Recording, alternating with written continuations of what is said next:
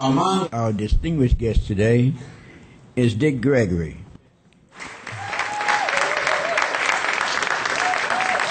An African-American comedian, actor, author, recording artist. Dick Gregory remains one of the most influential civil rights activists, philosopher, anti-drug crusader, vegan, and advocate of healthy living of all time. Since 1961, he still uses his performance skills to convey his message on civil rights. In 1973, Mr. Gregory developed an interest in vegetarianism and became a nutritional consultant. And since the mid-1980s, he has been a prominent figure in the health food industry for his advocacy of a raw fruit and vegetable diet, and by going on fasts, sometimes lasting upwards of 50 days. Mr. Gregory has been credited for introducing Dr. Martin Luther King Jr.'s son to vegetarianism, who then went on to influence his mother, Coretta Scott King, to become a vegan. In 1992, Mr. Gregory initiated a program called Campaign for Human Dignity to fight crime in St. Louis neighborhoods. Let's listen to some of his published books.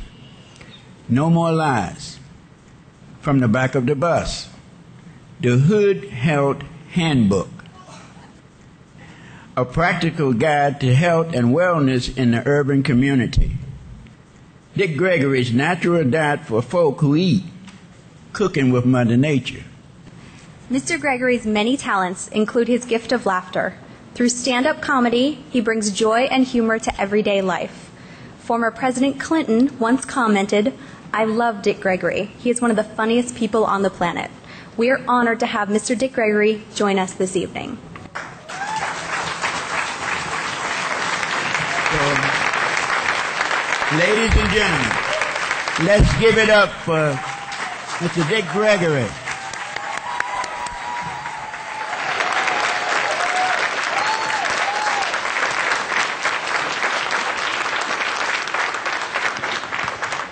Thank you. Let me first say we thank and praise God that we've all made it here safely today. I pray to God that your return and my return will be equally as safe. But first, let me just say I entertained all over the world. I've enjoyed it. But tonight was something special. Tonight was something special. That's because you're special, huh?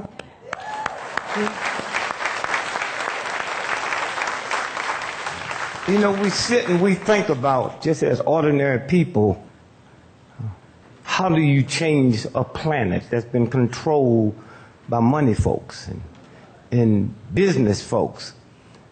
And I'm sitting here, I've been here 2 days now, and I don't know if you're too close to it to see it, but you bring something special in this room, and maybe to this city. I lived here for 25 years. I've never known 2 days in August to be as nice and as cool as these 2 days are. So I have to blame it on you.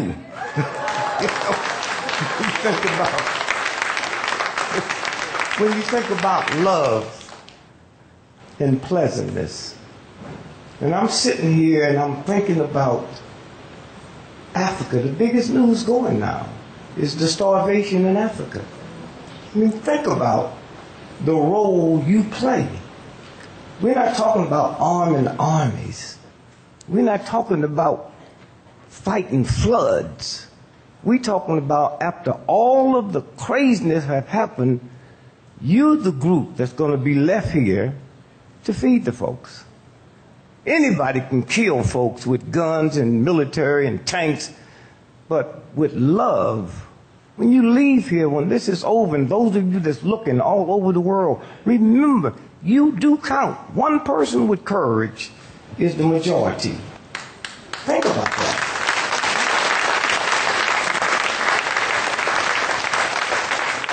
And so I say to Supreme Master, thank you. When I think about Jesus, when he was on the planet, everything we read that he said is hearsay. That don't mean it's not true. But the technology wasn't there then, that's here now. Jesus Christ never traveled within 300 miles from where he was born. And tonight, what you do here has gone all over the planet, interpreted in many languages. We hear people talk about, oh, the pen is mightier than the sword. Come on, that's obsolete.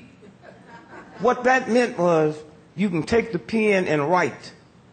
But with that, you can only reach the reader. This here, the mic, is mightier than the pen, because with the mic, you reach the reader and the non-reader. That's where we are today, huh? And when you think about the decent people, they just haven't been given marching orders. That's your job. When you think about how many people, when I walk in, and I've been knowing it for years, but to see that sign outside that talk about one vegan meal, huh, will save 3,000 gallons of water, huh? Think about that. One steak, in order to produce a pound of beef, you have to feed 16 pounds of grain. So we have it in our midst. We don't have to invent nothing. It's already here. It's your job to rechange, to reorientate the priorities. And then things will change fast and fast and fast. Oh, people don't understand you. They think you're crazy. What do you mean you're not going to eat no meat? Oh, what do you mean by that? I mean, when I used to drink a fifth of scotch every day, smoke 4 packs of cigarettes every day, my top weight went up to 365 pounds. They called me Brother Greg. When I got into veganism and they want to eat anything have to be killed, they call me a nut. Huh? A health nut. You know, somewhere. And please understand the importance of water. I didn't realize until recently, in America, more people die every summer from dehydration than all the people die in America from floods, from hurricanes, from tornadoes, and winter storms. Something as simple as water.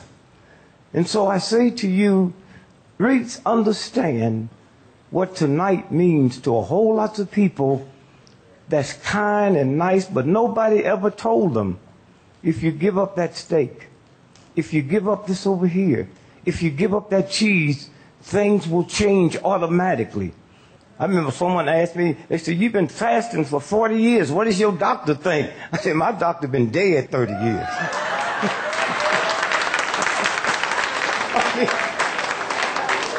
My next birthday, I'll be 80 years old. My wife, next birthday.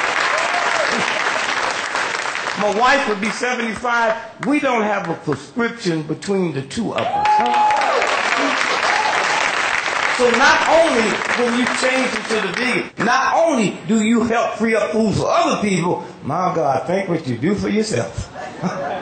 Somebody asked me, say, you'll be 80 your next birthday? You look so well. How do you know when you're getting old? You know when you're getting old when somebody compliments them beautiful shoes you're wearing and you barefooted. Somewhere. And when you change that diet and you find that real love locked down in here, huh? Fear goes out the window. Huh? All of them little things that we think is just part of nature, fear, huh? Poverty. These things are a condition. The one thing my mother told me when I was growing up, you're not poor, you just busted. Huh? Poor is a mental condition. Huh? Busted is just a temporary situation. And so you have a job to go out and change these situations in the head, in the mind, somewhere. And you young folks, y'all got a big job to do, because a lot of old folks, they be telling y'all stuff that don't even make sense. When I was a little boy, we didn't have television. It wasn't invented. You imagine how stupid we were sitting around the radio listening to a tap dancer on the radio? I heard some old folks the other day say, I don't know what's wrong with these young folks today. When we was their age, we didn't have to lock no doors. You didn't have nothing. When I was a little boy, we were so poor and hungry and raggedy, the best day we had in our house was Halloween. That's the day you could wear your natural clothes. And everybody thought you was dressed for the occasion. Oh, look at Richard, got on shoes, look just like feet. Huh? And I listen to people now talking about poverty. And let me tell you, we were so poor when I was a little bitty boy, the only time a rat was in our house, he was taking a shortcut to get across the street where there was some food. Somewhere, when you think about and fear. You know, we look at TV now, and so many people look at TV and identify with crisis, identify with violence, identify with... I got a cousin in Kansas City. He watched so much TV movies about violence. He got 27 locks on the door and then got nothing in the house. I said, boy, if somebody broke in here, they'd leave something. So somewhere, when you stop and think, we're going through all kind of transitions now. Oh, the banks is in trouble, the stocks in trouble. I know people I've been talking to this week that don't even know where the stock market is, but they scared. Huh? See, fear will do that to you. I've been married 53 years. Huh? 53 years.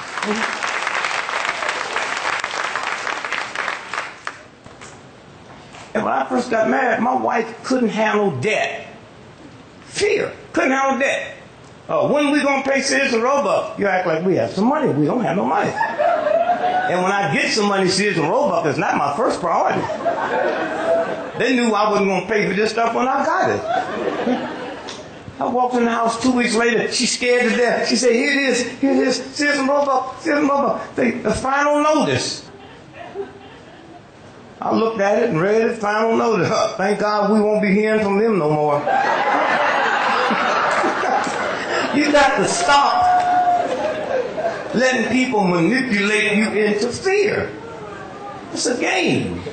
Well, 3 weeks ago, I was coming back from Europe, and the guy asked me, he said, Mr. Gregory, people's losing their homes and all the foreclosures. How do you feel about that? I said, feel? Yeah, they took my house when times was good. You see? They repossessed my Rolls Royce while me and my wife was in it. And she was so naive, she thought they was giving us an oil change. So, fear. You leave here and understand we have the power to change this planet. And don't let nobody manipulate you into believing that this planet is going to be destroyed.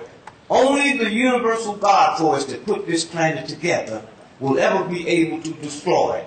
It don't need no nuclear bombs. It don't need nothing. Let me tell you something. If everybody left this planet today, within 24 hours, the rivers, the streams, the ocean would be clean. Don't underestimate the fact that somebody can scare you, that a bunch of evil old men and a handful of women can change this whole thing with negativity. No. All they can do is remove us. We can die from impure air. We can die, but once we're gone, it's just like your clothes. As long as you're wearing them, you can't clean them. Once you take it off, the cleansing starts.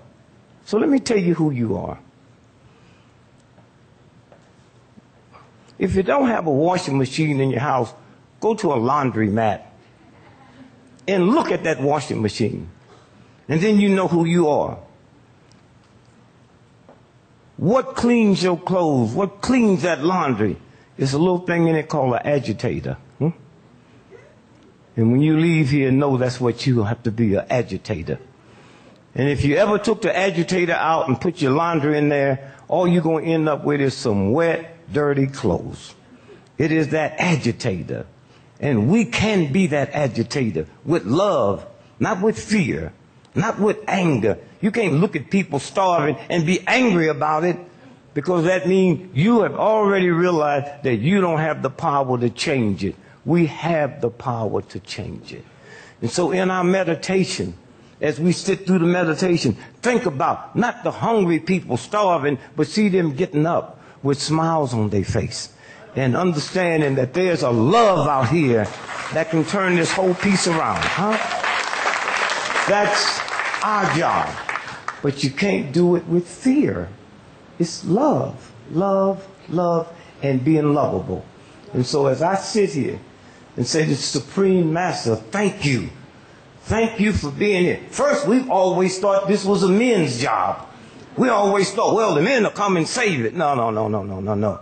Human beings have no sex, have no race. When love sits in, you know what has to be done.